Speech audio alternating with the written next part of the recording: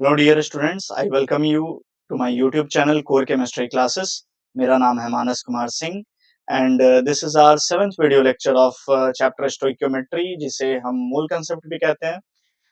And as I have already told you कि अगर आपको किसी स्पेसिफिक चैप्टर्स के वीडियो लेक्चर्स पहले चाहिए, you can write it in the comment section and I will try to make the video lectures of that chapter as earliest possible.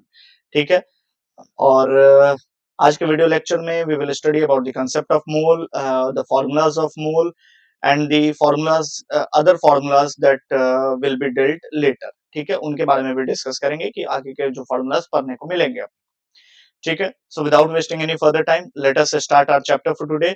अगर आपको किसी भी प्रकार का डाउट होता है तो you can write it in the comment section. ठीक है, चलो स्टार्ट करते हैं। कंसेप्ट ऑफ मोल, ये मोल क्या होता है? ठीक है, एक मोल जो होता है, वन मोल, इसे डिफाइन करते हैं। One mole is defined as the amount of substance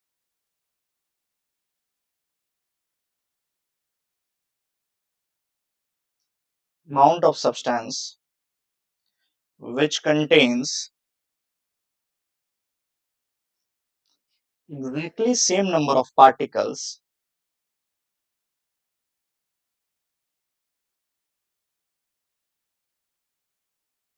as present in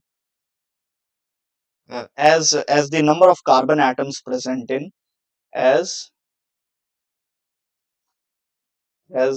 the number of carbon atoms present in 12 gram of carbon sample।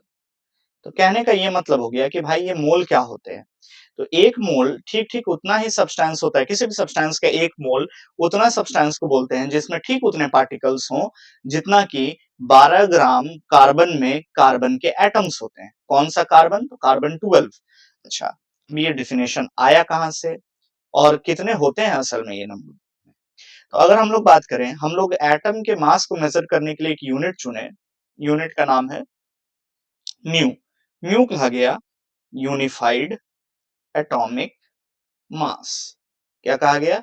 Unified atomic mass. और ये जो एक म्यू की वैल्यू है, 1 mu is equals to 1.66 गुने 10 के power -24 ग्राम। और ये वजन आया कहां से? तो ये असल में कार्बन के एक एटम का mass of one atom of carbon, carbon के एक एटम के मास का 12वां हिस्सा है। और ये वैल्यू कैलकुलेट किया गया। ठीक है, तो बोला गया हाँ इसे एक म्यू मानेंगे और किसी भी एटम का जो मास होगा उसे हम इसी नंबर में मेजर किया करेंगे। ठीक है, डन है बात। अब कहा गया कि अच्छा ठीक है, अब म्यू तो डिफाइन हो गया, यानी कि एटम के मास को मेजर करना है किस यूनिट के टर्म्स में, ये तो डिफाइन हो गया।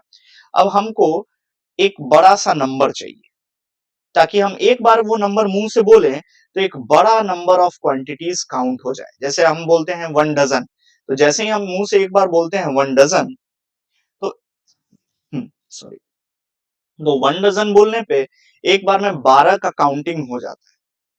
2 डजन मतलब 24, 3 डजन मतलब 36। तो वैसे ही एक नंबर चुनना था जिसमें कि एक नंबर जिसमें कि बहुत बड़े संख्या को काउंट कर लिया जा सके। क्यों? क्योंकि जब एटम्स का संख्या देखा जाता है, मॉलिक्यूल्स का संख्या देखा जाता है तो बहुत बड़ा होता है। तो चुना गया कि अच्छा कोई भी नंबर हो, बस उसको म्यू से गुना करे ना तो यूनिट दे। कितना दे? यूनिट, यानी 1 और 1 ग्राम पर mole. This is called molar mass constant. इसे क्या कहें हम लोग? We call this as molar mass constant. अब यहां से इस नंबर का वैल्यू आया 1/म्यू, ग्राम पर मोल। तो ये म्यू की वैल्यू जो है 1.66, अगर इसे पुट किया जाए तो ये वैल्यू आता है 6.022 इंटू 10 के पावर 23। एग्जैक्ट नंबर की बात की जाए तो 6.0221407 ये वैल्यू आती है, तो इंटू 10 के पावर 23। डन है। तो ये था n।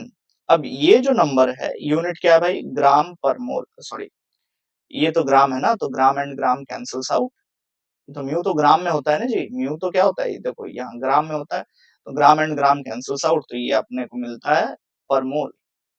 क्या मिलता है? यूनिट। यूनिट इज बेसिकली पर मोल। ठीक है, डन। तो ये मिला नंबर। अब इस नंबर को कहा गया एवोगाड्रो नंबर। तो इस बात से एक हिसाब समझेंगे कि if somehow the value of mu changes, then the value of Na यानी Avogadro number will also change, ये भी फिर चेंज करेगा। याद रखेंगे इस बात को। यानी ये जो एवोगाड्रो नंबर है ये डिपेंड किस पे करता है? ये डिपेंड करता है म्यू की वैल्यू पे, डिपेंड्स ऑन म्यू। ठीक है, डन है। अब आगे सीखो बात को। तो एक बात जो और समझ में आनी चाहिए कि देखो कैसे किस तरीके से डिपेंड। तो अगर हम मान लेते हैं कि somehow if I change the reference, if I change this definition of mu, तो हम बोलते हैं म्यू इनटू एवोगाड्रो नंबर हमेशा 1 ग्राम पर मोल देना चाहिए। ये नंबर ऐसे ही बने हुए हैं। ठीक है, अगर हम मान लेते हैं कि म्यू को हम डबल कर दें, क्या कर दें? डबल कर दें, तो इसको हाफ होना पड़ेगा। यानी अगर हम कभी डिफाइन कर दें फॉर एग्जांपल कि 1/6 टाइम्स ऑफ C12, जैसे 1/12 टाइम का डबल है 1/6 टाइम, तो ये जो एवोगाड्रो नंबर है इसकी वैल्यू हो जाएगी 3.11, सॉरी हाफ हो जाएगी ना। हाँ हाफ, सही है सही है सही है, 10 के पावर 23 ये वैल्यू, सच दैट दोनों का जो प्रोडक्ट है दैट रिमेन्स दी सेम। यहां तक आई होप आपको बात समझ में आ गई हो। यानी म्यू को जितने टाइम्स बढ़ाया जाता है, अगर इसे हम बोलेंगे कि mu into Avogadro number is equals to 1 gram पर मोल। अगर म्यू को, अच्छा एवोगाड्रो नंबर को चेंज करने से म्यू नहीं चेंज हो रहा है और एवोगाड्रो नंबर ऐसे चेंज भी नहीं होता है। ठीक है, तो हम क्या बोल रहे हैं कि अगर मान लेते हैं म्यू को हम x टाइम्स कर देते हैं तो Avogadro number automatically 1/x times हो जाएगा। ठीक है, दिस इज डन। अब हम लोग आगे बढ़ेंगे और बात करेंगे डेफिनेशन ऑफ एवोगाड्रो नंबर के बारे में कि क्या होता है एवोगाड्रो नंबर। तो नंबर ऑफ कार्बन एटम्स, ये कैसे डिफाइन कर रहे हैं? Number of carbon atoms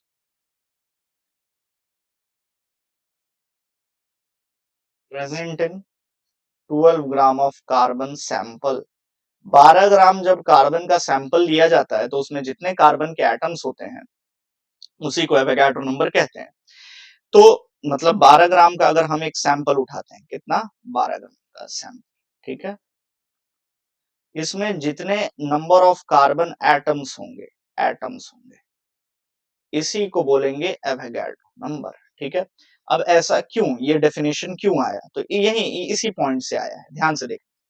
mu into Avogadro number is equals to 1 gram पर मोल।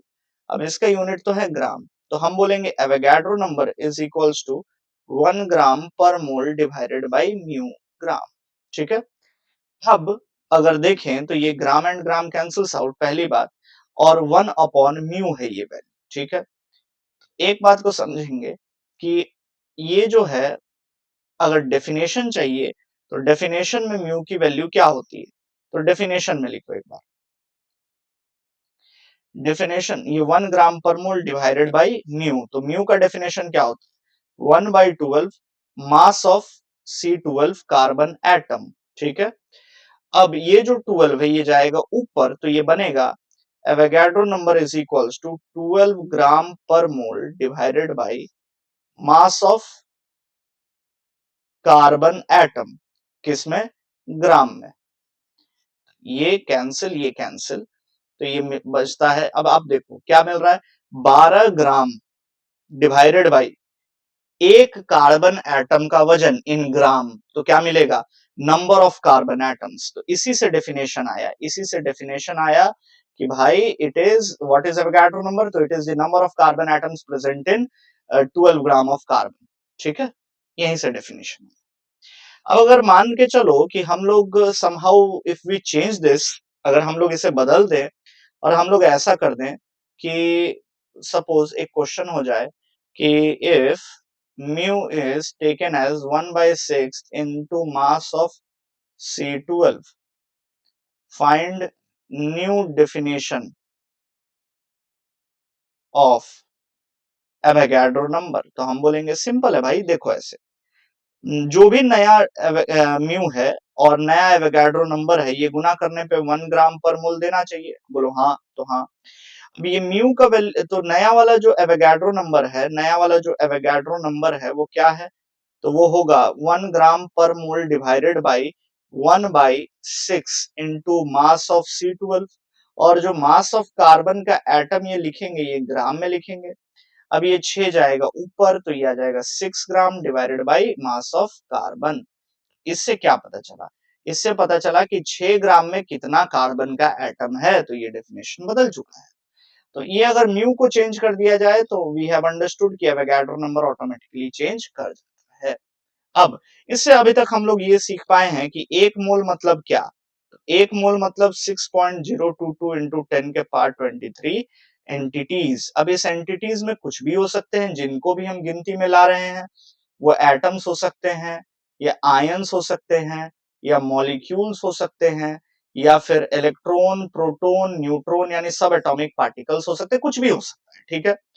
अब अगर हम बोलते हैं कि 6.022 गुने 10 के पावर 23 इलेक्ट्रॉन है, तो इसका मतलब हुआ 1 मोल इलेक्ट्रॉन है। अगर हम बोलते हैं कि 6.022 गुने 10 के पावर 23 ऑक्सीजन का एटम है, तो हम बोलना चाह रहे हैं इसका मतलब कि 1 मोल ऑक्सीजन का एटम है। तो इन द सिमिलर मैनर अगर हम बोल रहे हैं 12.044 गुने 10 के पावर 23 नियॉन का एटम है, तो इसका मतलब हुआ कि 2 मोल नियॉन का एटम है। अब ये कैसे समझे हम? असल में आप क्या किए अभी कि आपने देखा कि इस संख्या का ये डबल है, तो इसका मतलब 2 मोल होगा। अब इसी से मिलता है हमको मोल का पहला formula. We get the first formula of mole. Now what is the first formula of mole? तो क्या होता है फर्स्ट फॉर्मूला मोल का? तो it is number of moles is equals to number of particles upon Avogadro number.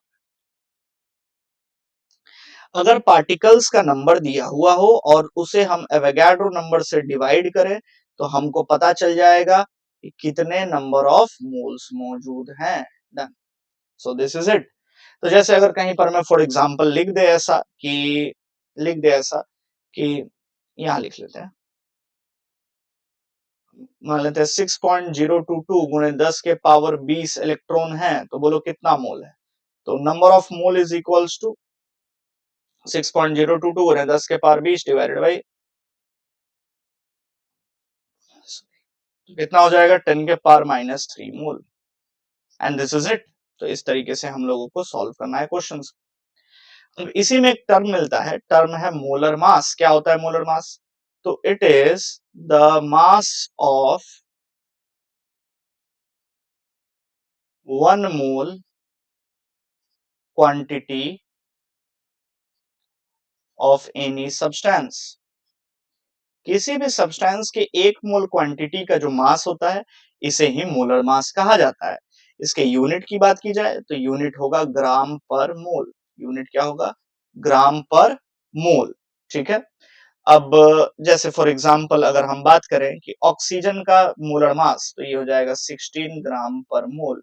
अगर O2 का molar mass, तो ये हो जाएगा 32 ग्राम पर मोल।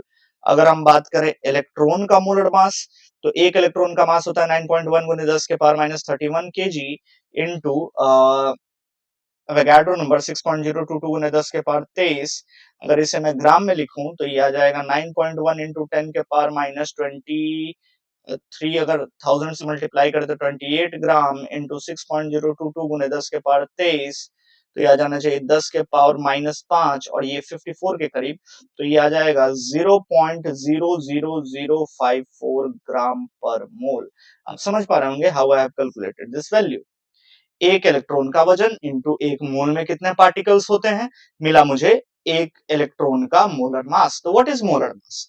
मोलर मास कुछ खास नहीं है, किसी भी सब्सटेंस के 1 मोल क्वांटिटी का जो मास होता है उसे ही मोलर मास कहते हैं। किसी भी सब्सटेंस के 1 मोल क्वांटिटी का जो मास होगा that is called as molar mass. Done. Unit क्या होगा भाई? यूनिट होगा ग्राम पर मोल। अच्छा, ऐसे ही I have already discussed this gram atom, gram ion और ग्राम मॉलिक्यूल। इसका मतलब होता है मोल्स ऑफ एटम्स। इसका मतलब होता है मोल्स ऑफ आयंस, जबकि इसका मतलब होता है मोल्स ऑफ मॉलिक्यूल्स,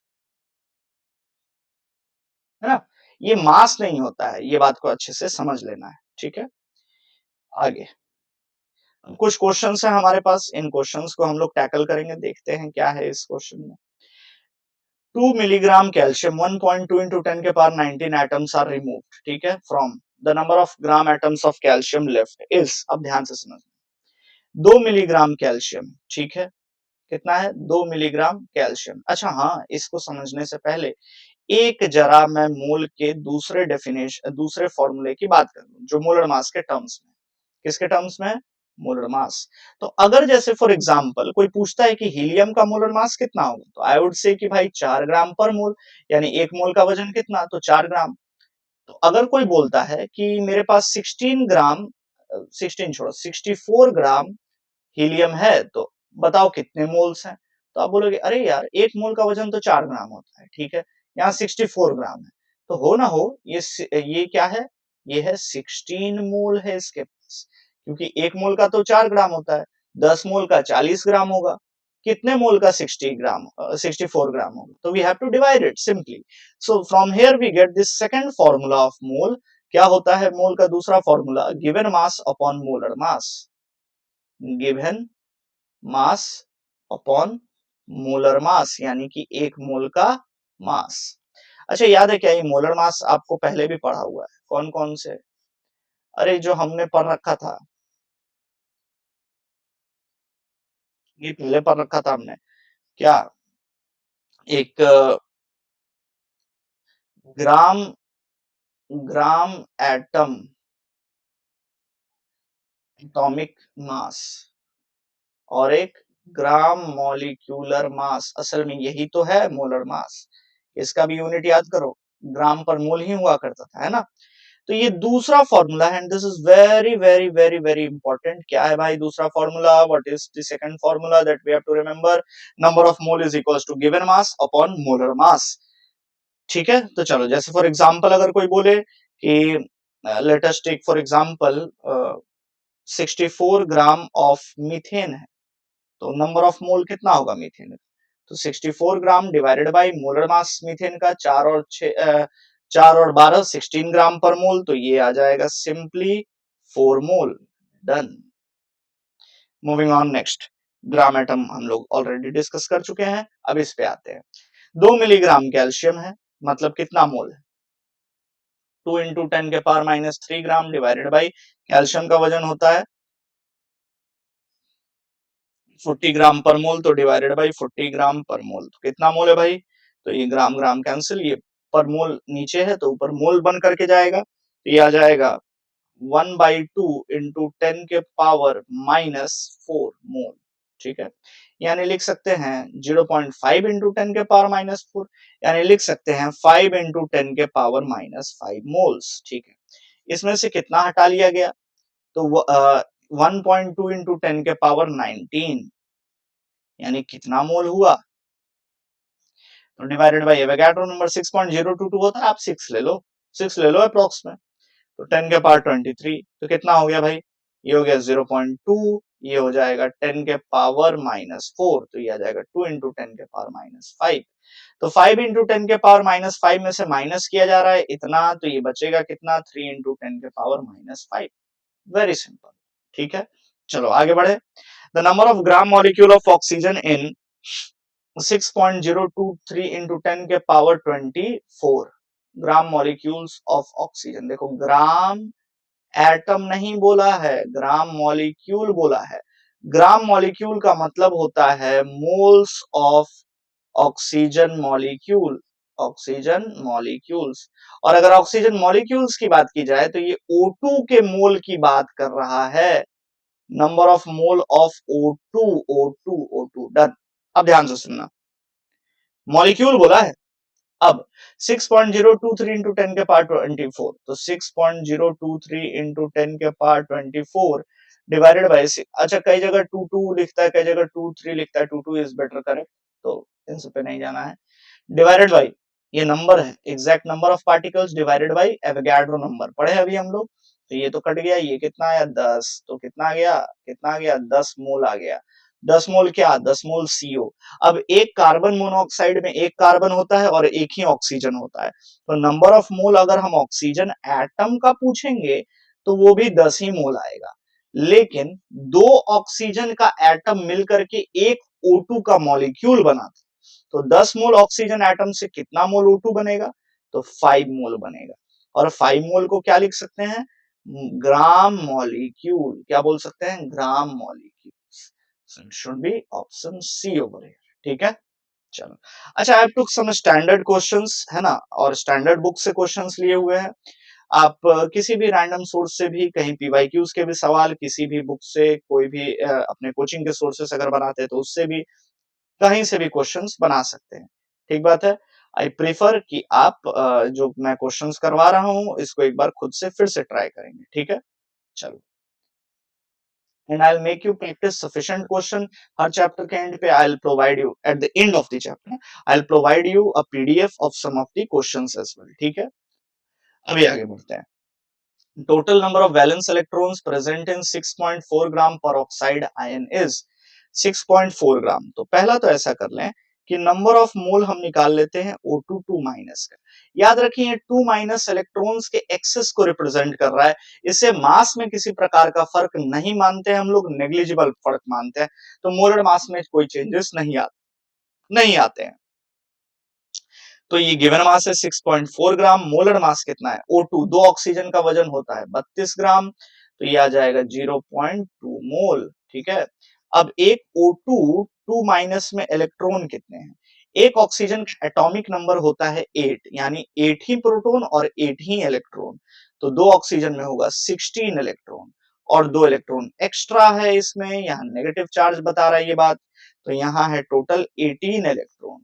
तो एक मोल में, मतलब एक मॉलिक्यूल में, एक आयन में सॉरी, है 18 इलेक्ट्रॉन, तो 0.2 मोल में कितना इलेक्ट्रॉन होगा, तो नंबर ऑफ मोल इलेक्ट्रॉन आएगा 0.2 mole into 18 electron, it would be 3.6 mole electron.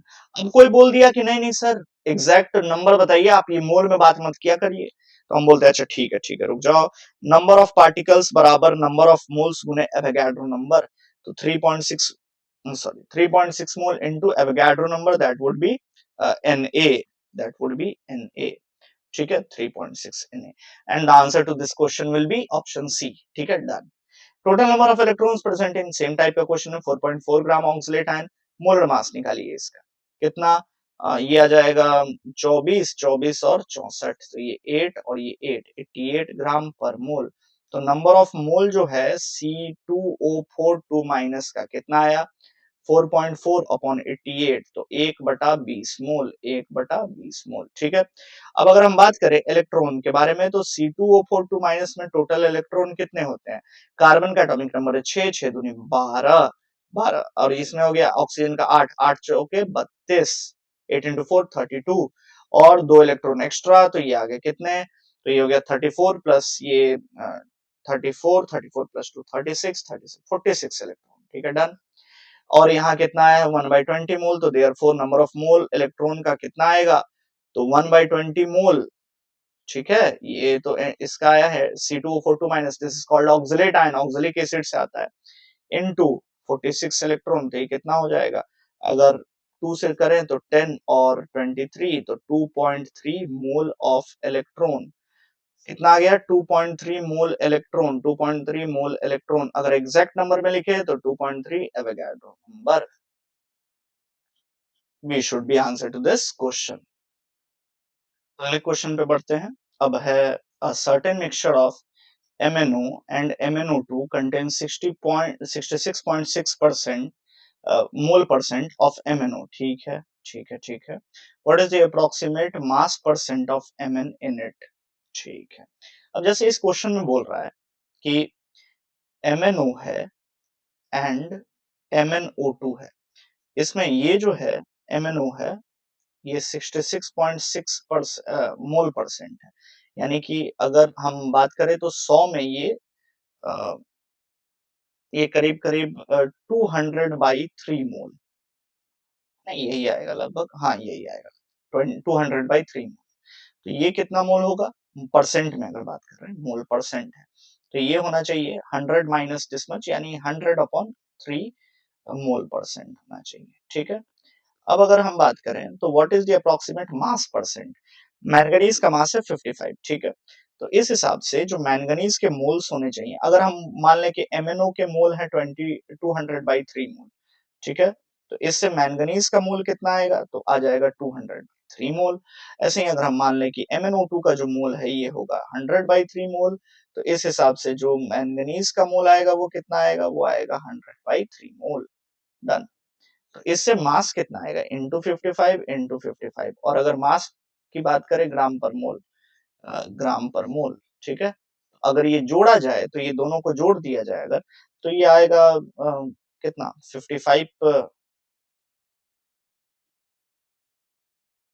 अगर इतना मास है, इतना मोल है, इतना मोल है, तो 55 into what is approximate mass percent of manganese in it, है ना, ठीक है, ये पूछ रहा है।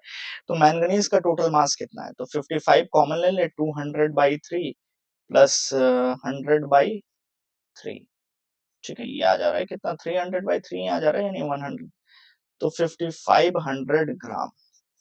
अब अगर इसके मोलर मास की बात की जाए तो 55 32 87 ग्राम पर मोल होगा ये, जबकि इसके मोलर मास की बात की जाए तो सॉरी सॉरी सॉरी सॉरी, ये होगा MnO2 होगा 87 ग्राम पर मोल।